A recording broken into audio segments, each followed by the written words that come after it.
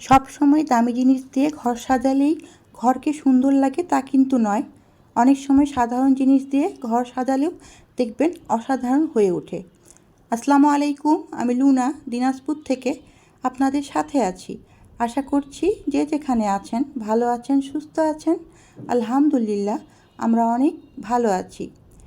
আর যে বা যারা যেখান থেকে আমার ভিডিওটি দেখছেন বা আগামীতে দেখবেন, প্লিজ একটি লাইক দিয়ে দেখা শুরু করবেন, কারণ আপনার একটি লাইক আমার ভিডিওকে অন্যের কাছে পৌঁছে দিতে সাহায্য করবে। আর যারা অলরেডি এই কাজটি করে রেখেছেন তাদেরকে অসংখ্য ধন্যবাদ এবং ভালোবাসা।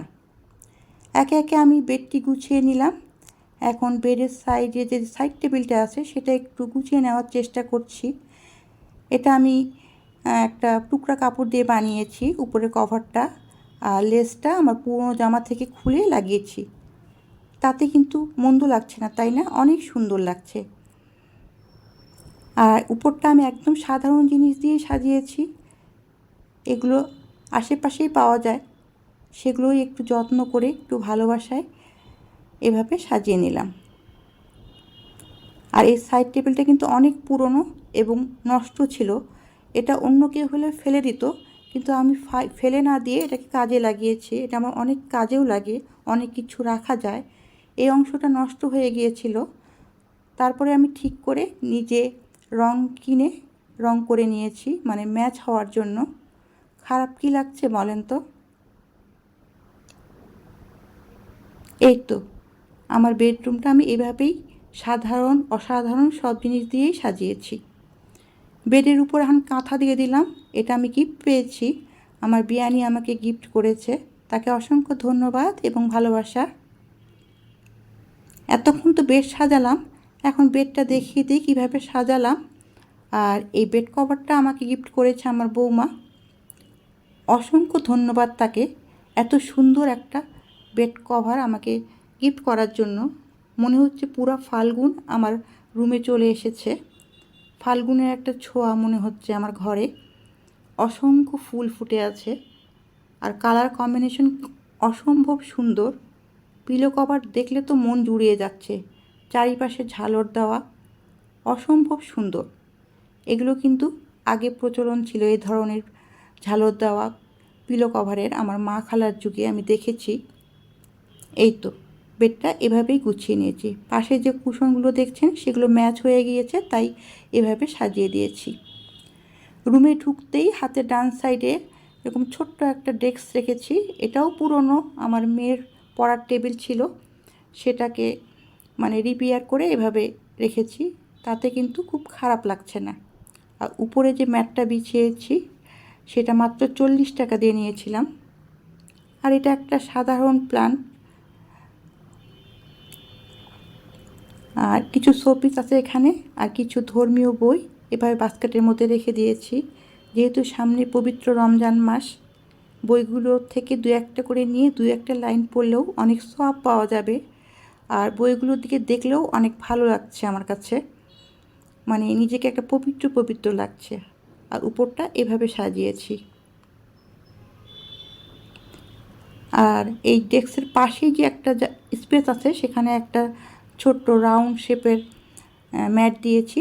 তার উপরে এই গাছটা তো আমি বেলকনি থেকে নিয়ে এসে শুধু সৌন্দর্যের জন্যই রাখলাম। আর এই প্ল্যান্টটা সবসময় এখানে থাকে। আমরা মানুষ সৌন্দর্যের পূজারী, তাই না? কিন্তু সৌন্দর্য বা বর্ধন করতে গেলে অনেক যে দামি জিনিস লাগে তাও কিন্তু আমি মনে করি না। সাধারণ জিনিসকে যদি পরিপাটি করে সুন্দর করে গুছিয়ে রাখেন, সেটাই অনেক সুন্দর হয়ে ওঠে। বেডের এই সাইডে আমার ডবল পার্টের আলমারি, তার উপরে বড় একটা লেদার দেখছেন, সেটা আমার বিয়ের। সেটাকেও আমি সুন্দর করে এভাবে পরিপাটি করে রেখে দিয়েছি। আর তার ভিতরে সবসময় কিছু গরম কাপড় রেখে দেই আর কি, যেগুলো লাগে না। আর এই রুমে যে সেটটা দেখছেন সেটা হচ্ছে অটোবি থেকে নিয়েছিলাম 2013 সালে। একদম সিম্পল সিম্পল জিনিসই আমার খুবই ভালো লাগে, কারণ এতে পরিশ্রম কম হয়, ঝাড়াঝাড়ি মোছামুছি করতে সময় কম লাগে, আর এগুলো সব সময় চলে। বেডের বাম সাইডে এরকম করে একটা ওয়াল হ্যাঙ্গার দিয়েছি, আর এটা সাজিয়েছি এভাবে। এগুলো বাসায় ছিল তাই লাগিয়ে দিয়েছি। আর উপরে একটা মানি প্লান্ট রেখেছি। এই মানি প্লান্ট গাছ আমার খুবই পছন্দ। আর এই ছোট্ট কিউট শোপিসগুলোও গিফট পেয়েছিলাম অনেক আগে, আমার মেয়ে দিয়েছিল। আর পিছনের যে মিনারটা দেখছেন সেটাও গিফট পাওয়া, সেটাতে লাইট জ্বলে, কিন্তু এর সৌন্দর্য রাতেই বোঝা যায় বা অন্ধকারে। আর পাশেই ড্রেসিং টেবিলটা ওভাবে আমার সাজানো না, মানে কসমেটিকগুলো আমার বড় ড্রেসিং টেবিলে থাকে, এটা ফাঁকাই আছে, দুই একটা শোপিস রেখেছি। আর ড্রেসিং টেবিলের এই সাইডে একটা সবুজ ঝাড় দিয়েছি, তাতে এই ওয়ালের সৌন্দর্য অনেকাংশে বেড়ে গেছে। আর পাশে একটা ছোট্ট হারিকেন। আর এপাশে ওয়াশরুমের পাশের যে জায়গাটা সেটা এভাবে একটু কালারফুল করার চেষ্টা করেছি লতাপাতা দিয়ে। আর বেলকনির গাছের সৌন্দর্য কী বলবো, অনেক ভালো লাগে দেখতে। বেলকনি থেকে আমার রুমটা এরকম। বেডরুম যত ফাঁকা থাকে ততই কিন্তু ভালো লাগে, হাঁটা চলা উঠা বসা সব কিছু করতেই আমার মনে হয় যে ইজি হয়। জিনিসপত্র বেশি থাকলেই বা দামি থাকলেই যে ঘর সুন্দর তা কিন্তু নয়। সিম্পলের মধ্যে আপনি যদি পরিপাটি এবং সুন্দর করে গুছিয়ে রাখেন সেটা দেখতেই কিন্তু সুন্দর লাগে। সবচেয়ে বড় কথা পরিষ্কার পরিচ্ছন্ন এবং গোছানো। এই রানারটাও গিফট পেয়েছি। বলতে পারেন সব কিছু গিফট দিয়েই সাজানো আমার বেডরুম। এখন মাগরিবের পর চা তো খেতেই হবে, তো ভাবলাম একটু ফ্রোজেন পুরি ভেজে নিই। আর চা তো বানাচ্ছি। জীবনের ডায়েরি আইডি থেকে আপু আমার বাগান বিলাস গাছের দাম শুনতে চেয়েছেন।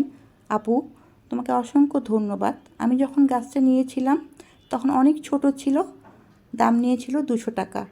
এখন ডালপালা ছড়িয়ে অনেক বড় হয়ে গিয়েছে। এখন লাইট অফ করে দিয়ে আলো আঁধারিতে চা খাচ্ছি আর কল্পনার জগতে চলে যাচ্ছি। এই যে শোপিসটা দেখছেন, মনে হচ্ছে হাজার জোনাকি আমার ঘরে এসে পড়েছে। আমি ফুলের বাগিচায় বসে আছি, খাচ্ছি আর কল্পনার জগতে ভেসে যাচ্ছি। মনে হচ্ছে আমি কোনো শাহজাদি বা কিংবা রাজরানী। প্লিজ সাবস্ক্রাইব করে দিবেন যদি ভালো লাগে, আর পাশে থাকবেন। আর কেমন লাগলো অবশ্যই জানাবেন। আপনাদের কমেন্ট পড়তে আমার খুব ভালো লাগে, আপনাদেরকে আমি বন্ধু মনে করি। আল্লাহ হাফেজ, আসসালামু আলাইকুম।